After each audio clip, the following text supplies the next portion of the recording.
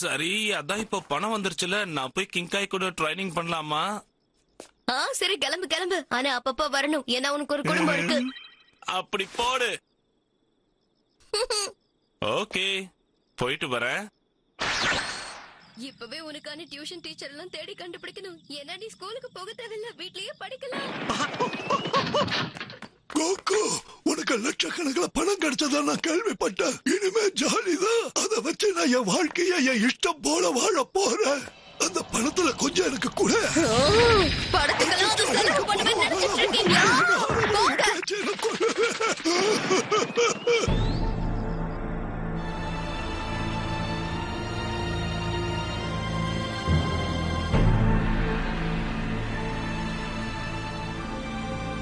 மோதாத எரி, இன்னொரு கிரகமும் வெடிச்சு செதறது.